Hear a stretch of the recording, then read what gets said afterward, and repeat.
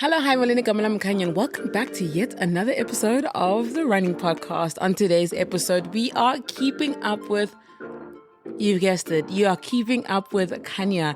It's been a hot minute, ladies and gentlemen, since I've last had one of these one-on-ones where it's just me. Really, there's no guest. And it's going to be weird to not be talking to anyone since I've been doing it for the longest time. But I am so honored and so excited to have this moment and also to share a little bit about what has been going on. A lot has been going on. I've had a few conversations here and there. I've caught up with a few people, but I really wanted to make an episode about this and just, kind of put it out there just to give you guys a bit of an update because a lot has been going on. And I've also been missing in action for a little bit. That's on me, not on you. So, you know what? For that, I'm giving you this episode plus another episode this week just to say I'm sorry. I'm the problem, not you. Okay? It's me, not you. But I could not be more excited to share some updates. And first and foremost, I just want to say a big shout out and a big thank you to every single person who has been in my corner since day one of the Running Podcast and everyone who's been showing incredible love and support towards the podcast. It's truly, truly, truly been amazing. And I honestly could not have done this without you and your support. And all the incredible guests also who have been on here, honestly couldn't have done it with all of you. So thank you so much from the bottom of my heart. I really do appreciate it. And I can't wait for everyone to hear more because I have more. There's so many cool episodes that I'm yet to release, but it's going to happen. And I can't wait to I can't wait to share more stories of the community runners and hopefully inspire you, your friends, your mom, whoever in your world to start running or to feel inspired in general to move. So just to kind of kick things off, I don't know where to start really. Do I start on like an exciting note or rather like a serious note? But you know what? I think before we get to the deep stuff, I think let's start on the cool stuff that have happened that have recently passed. And probably my most asked question yet so far is, oh my gosh, how was Berlin? How was the marathon? Okay, so for a lot of you might not know, I took part in the Berlin Marathon earlier, like September. We're in October. How? Literally a month ago, I took part in the Berlin Marathon, and what an incredible experience. I've done this before, and I did it again. And to be honest with you, the race in itself, two different experiences. This year it was very different this year. This year it was a lot hotter than last year. Condition wise, it was just not looking cute for me. I felt like everything was against me that day, and I'll explain why. So my body as a female decided, you know what? We're going to switch things up, okay? And basically I started my period on race day. Okay. And on top of that, on race day, it was 29 degrees. It's humid. Okay. There's no ocean in Berlin. There's no beach anywhere near the city. So there's no cool breeze coming off the ocean or what. There's none of that. Okay. I'm on my period. It's 29 degrees. My start time is basically like the middle of the day. And I've honestly felt like the sun had sucked every bit of energy out of me. And being on my period just did not help whatsoever. And I was just like, cool, I guess these are my racing conditions for the day. And long story short, 5Ks in, I knew it was not going to be my race. And I wrestled with it for a little bit, but I was honestly absolutely okay. And the reason why I wrestled with it is because I knew if I continued running the way that I did, as I did in my training runs, I would have easily hit a PB. I know that coming into this, I never had a time. I still didn't have a time for any race that I go into, okay? I've yet to enter a race in a competitive sense, okay? Maybe that's next year stuff, I don't know. But for right now, my time was to have a good time. But I also had an idea of like what I probably would come in at, basing it off my long run times. And when I looked at my watch and it was a 5Ks, I went, yeah, no, it's not going to happen for you, girl. And the day before, we had a race briefing. And they said the cutoff time was at 3, a kilometer 33. And that honestly became my race. My race became getting to kilometer 33 by Hoppers 3. And that's exactly what I did. I literally arrived there at Hoppers 3 and I just made it. After then, I just chilled. I walked, to be honest, because I was not about to run my heart out in 29 degrees. I was not going to do that to myself. And I know a lot of people gave a lot into this race and have prepared very hard, and people were set on getting PBs. There were warnings issued on the app saying that, guys, just chill, this is not a PB kind of day. So despite all the warnings, a lot of people might have ignored it or whatever. And there were a lot of people passed out on the sides of the road, which was probably one of the most scariest things I've ever seen. And people were literally dropping. The more I went, the more people dropped. And I was just like, yo, I need to chill a little bit. I mean, I wasn't gassing it, but I was just like, this is so crazy to see, so crazy to watch, which really did scare me. And I made sure that I stopped at every single water point, grabbed 2 glasses of water, one to drink and one to literally down over my body. Okay. Literally over my head, over my chest, on my back, my legs, my arms, my wrists, just anything to cool down, honestly. And I found ice, put ice down honestly, at that point, all you want to do is just to cool down. And that was my biggest priority, was to make sure that I was getting enough liquid and also making sure that I was not overheating. And honestly, I must say, shout out to my African roots, because I could stand that. As hard as it was, I could stand it and I made it. I finished with a smile and a few tears maybe. And to be honest with you, I'm so proud, because 5Ks in, I really did not know if I was going to finish it. And even going into this race, I had visited the physio and it was not looking good for me at all. And I honestly had my heart set on this, and I knew I was going to do this race and I knew I was going to finish. And I told myself, girl, you did not come all this way, okay? All this way to Germany to have a DNF. Look, even if it was a DNF, it is what it is. But I'm just saying, personally, I can't not finish what I've started. And that was one of my biggest drives, was you need to finish what you started. And I guess that's what really pushed me and to help me finish the race. And going into this race, my biggest why was my parents. And I really didn't want to let them down or disappoint them in any way. So shout out to them for being my why. They don't know that, but you and I now know that. And I think all in all, vibes were honestly incredible. Like, I stay saying this, I will always say this, is I wish every single person could experience running a world major.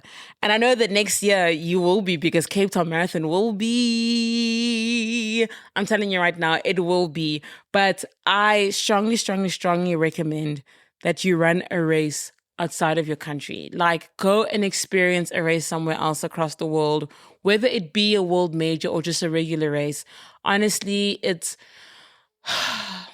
I think you also come back with like a deeper appreciation of what you have at home, but also you get to experience something else. You also get to experience the running community from afar. You get to see how they do things, but oh my gosh, honestly, if anyone ever has a chance of doing that, highly, highly, highly recommend. So yeah, like, vibes were honestly unmatched, immaculate. It's always unmatched. Even last year, it was amazing. The amount of people who actually show up to these races, it's honestly so nuts. And also, to be honest, now that I think about it, it was honestly the perfect cheering conditions. Maybe not running conditions, but cheering conditions. It was perfect. And I really do wish that I was cheering, but I'm also so glad that I ran and I finished. But I'm not taking anything for granted, but I must say that those were really good cheering conditions. And it was so nice to see the amount of people out on the road, from all walks of life, including South Africans. Oh my gosh. It was so nice to see familiar faces, so far from home, and South African flags. It made me feel like I was a part of something really big, and it really also made me feel like also at home because my people are also here, which was really cool. And also seeing friends that I've connected with or met last year, seeing them cheering me on, it was honestly incredible vibes, all around. And it may have been the worst race I've ever run, but the spirits were still high, okay? The spirits were still definitely high, and I'm honored and I'm thankful that I got the opportunity yet again. And we don't know what's going to happen next. People keep asking me, oh my gosh, are you trying to hit all the majors, or what's the next big race? Or is this going to happen every year? To be honest with you, it's really opportunity dependent at this point. I'm not chasing anything. I'm not nothing. I'm just here. I'm just a girl with opportunities, and, or a girl taking up opportunities as much as I can. So we don't know what next year holds, but let's see. Let's see what's going to happen next year, and very, very, very excited for that. And I'm even more excited for what's happening this weekend. Okay, guys, it's Cape Town Marathon week. And I could not be more excited to be able to run at home again, and to just experience running a marathon at home. I'm so overwhelmed. I guess I'm prepared now, considering I just ran a marathon. So I think because I have the distance in my legs, I would like to think and hope that the muscle memory is still fresh and it's still there, and it will carry me out. But yeah, Cape Town Marathon this week, could not be more excited. I know a lot of people have been working extremely hard for this. And shout out to everyone who's put all the work in the last 15 weeks. I am so proud of you guys. I've seen you guys out on the prom, on that long stretch in the Atlantic seaboard, out in the southern suburbs, on the route practice, just everywhere. And I just want to say, well done. Okay, you have done the work. You have put in the work that you've needed to put in for this to prepare. And my biggest tip or advice is to go out and actually have fun. Okay, if this is your first one, don't even put a time down. Just go out there, have fun, make the most of it. Honestly, make the most of it and really enjoy it. Take it all in, because I think this year is actually going to be bigger than the last one. Just because this is the last year of candidacy towards Africa's first world major, and I can feel it in my bones. It's going to happen for us because this is our year, okay? And I know that the team at Cape Town Marathon have been working extremely hard to be able to give this, or they put their all into making sure that we do get Africa's first world major. And I'm also so honored to be a part of that, to be one of the ambassadors for the marathon this year. And I'm getting goosebumps just sitting here and just thinking about it. And I'm just like, oh my gosh, we're going to be a world major next year, guys. Imagine. Also, I was saying to Drew, I don't know if you guys listened to the episode, I was saying to Drew, when Kipchoge was here, it was giving a route practice. It was giving, I'm prepping myself for something bigger. So I think he knows something that we don't know. But I'm also like, you know what, Kip? I'm on the same wavelength as you. I think we're going to get it. I think it's ours. And, we don't know the likes of elite marathon athletes that we're going to attract. And honestly, if Kipchoge can come run on a random Tuesday, Monday, whatever, then I'm pretty sure he'll probably come down to run Africa's first world major. And it's going to be incredible.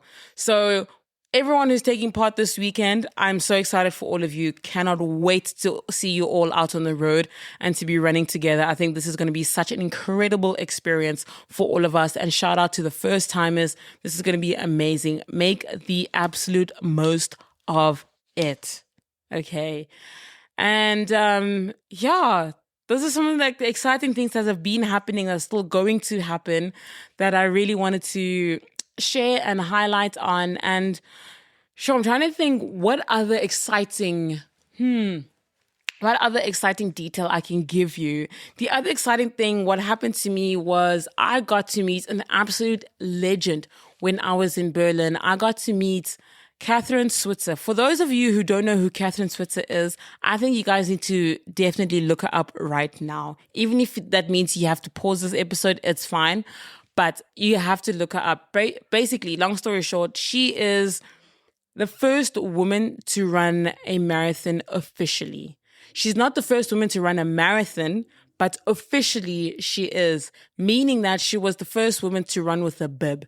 Back then, no women were allowed to participate in sports like that, especially not a marathon. And she was the first person to basically have the balls to actually purchase a bib or to get a bib and to run with that amongst all the men. And we all know the iconic image of her being pulled off the side of the road by one of the marshals or race director, and her boyfriend at the time basically just decking this guy so that she can keep running the marathon. And how exciting is that I was in her presence basically, but also got the opportunity to sit down and listen to her as she was sharing a bit about her story, which was honestly so incredible. And having the opportunity to literally have a mini photo shoot with her, which was insane in itself, because I'm just a girl from a small town, and here I am in Berlin literally making a bracelet for marathon day, and then I get asked by the team, hey, do you want a photo with Catherine Switzer? And I was like, sure, why not?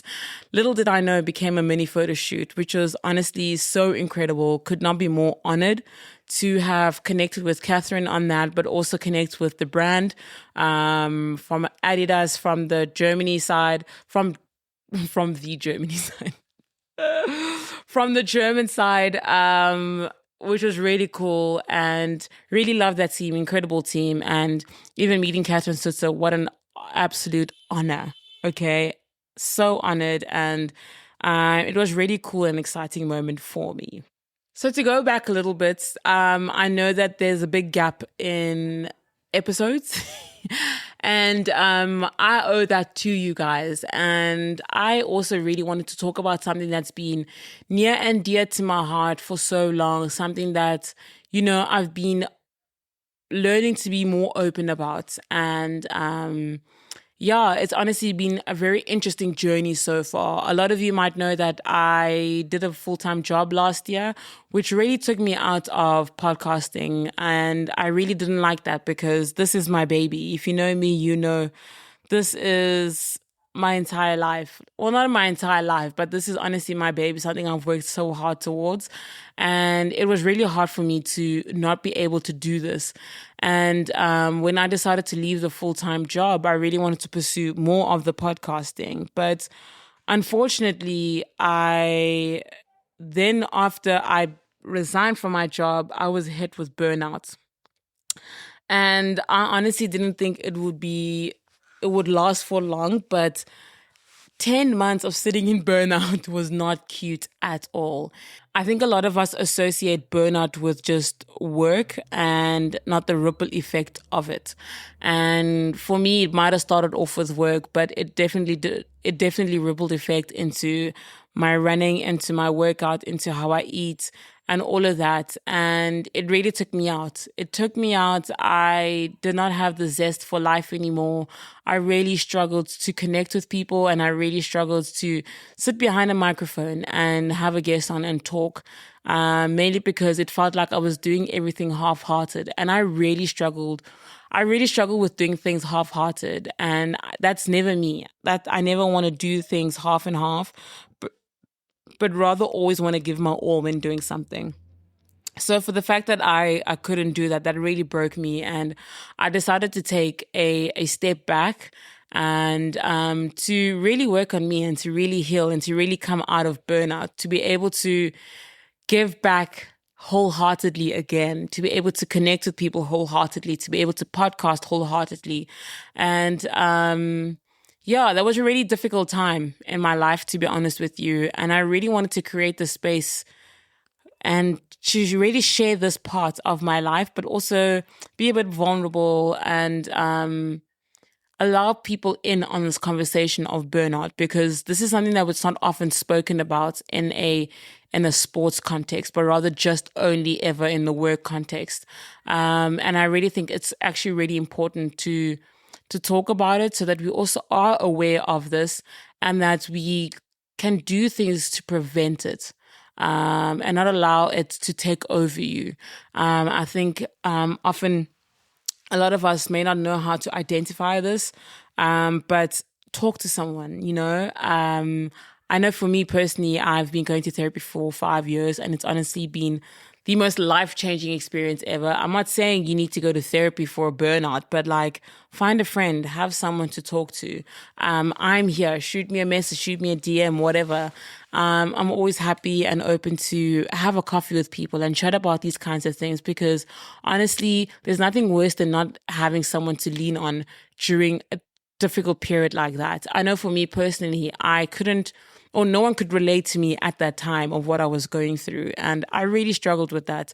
And there were a lot of days where I sat at home alone, just trying to figure out like what was going on. And, I remember as I was coming out of burnout, I remember kind of just like having or like raising a question around burnout. And I remember someone asking me like, so what did you do to come out of it? Or what was the process of you coming out of it? And to be honest with you, like at first I didn't know how to come out of it. And I did a lot of research on what is burnout, what does burnout look like? And through then it helped me understand what was burnout, which helped me really think about like life in its totality and what am I doing and my career and my future and what that looks like for me. And I also needed to remind myself of who I am. As hard as that really was in the moment, I really needed to remind myself and speak life over myself, and also remind myself of my purpose. I think that was the biggest thing, is purpose. My purpose is to serve people, to serve my community, and to bring people together. And the fact that I couldn't do that, I really struggled. So it was really just speaking life into myself and remembering my purpose is what truly helped me come out of burnout, because that really put a pep in my step, because it brought me back to life, essentially. As soon as I remembered those things and I started believing it again, it really did.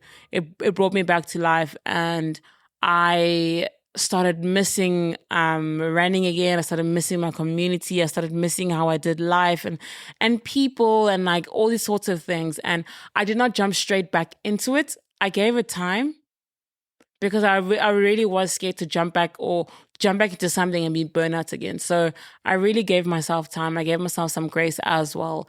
And I'm so glad I did, because when I went back, I was received with open arms, but also I was so full, to be honest. And it felt like it didn't feel like I was just pouring out of an empty cup, but rather that my cup was overflowing. And it honestly brought so much joy into my heart to be able to step back to get back out on the road and with my community, and to be back behind the microphone again, and to be able to sit down with some incredible people in our running community and being able to chat to them. And even now being able to share this story with everyone. It's honestly been an incredible journey. It's been interesting. It's been hard. It's been all sorts of things. And I could not be more proud of myself in working through that, and also jumping back into running and to podcasting and really enjoying what I do. But also making sure that I pace myself and not run into burnout again. So if you are someone that struggles with burnout, please do reach out to me, reach out to a friend or to someone, and chat about it. You know, we all need a friend, and that's the whole point of community, is to have someone to do life with. And if we don't have that, then what's the point of community? So please do, like, don't just say, oh, we run together and call yourself community. Community actually means people doing life together and breaking bread together, having a drink together. So make use of it. There are people there. There are people who want to be your friends. And again, that's the whole point of it. But yeah, I didn't want to make this morbid. I really didn't want to make this sad, but I just really wanted to be vulnerable and share that part of my life and what it has been going on. Because I know a lot of people have been asking me questions as like, is the podcast still going on? What's going on with this and that? And so I really wanted to be open and honest with you. And if you're struggling with the same thing, please do reach out. And hey, I'm so stoked to be doing this. I don't even know. I don't even have any more words, but I'm really excited about this season, and I'm really excited about where the podcast is going and the attraction that it's getting. And again, thank you so much for all your incredible support. It's been nothing short of amazing, and I could not be more honored to be doing this and to be doing with such incredible people or guests on my show from this incredible running community. So big shout out to every single one of you. And one more quick announcement before I leave. If you are a girl, shout out to you first and foremost. Secondly, tomorrow Community Track is hosting a Queen's Mile. If you have not signed up, you can either go on my Instagram or you can go on Community Track Club's Instagram and you can still sign up if you want to take part in it. Or if you want to just come and watch, please come and hang out. We are starting tomorrow at 6:30 and we're all meeting at Queen's Beach parking lot, okay? Queen's Beach parking lot at 6:30 p.m. That's where we're all meeting, and it's honestly going to be such big vibes. There's 3 races going on. There's going to be cash prizes to be won, and Red Bull's also going to be there to bring all the incredible vibes. And we're going to be celebrating women and really highlighting the incredible women in our running community. So please do come out, hang out, come cheer the girlies on. And if you're running, please do. So if you want to run, please do sign up, and we'll definitely see you tomorrow night. Okay, cannot be more excited. So if you're not doing anything tomorrow night, you know exactly where you need to be. Thank you so much for listening to this episode. I hope it's brought a little light in your life. I hope you shared. I hope you've got to relive some of the moments with me of, running Berlin Marathon, and and you might have maybe learned a thing or two about burnouts. These are always this always the point is to have someone learn something or take away something from these episodes. So I really hope you did take away a thing or two from this episode. And for me, it is weird to just be talking to myself, but I'm like, oh my gosh, this is kind of where it started. So it's really cool for me. But thank you so much for listening, and I can't wait to see you on the next episode.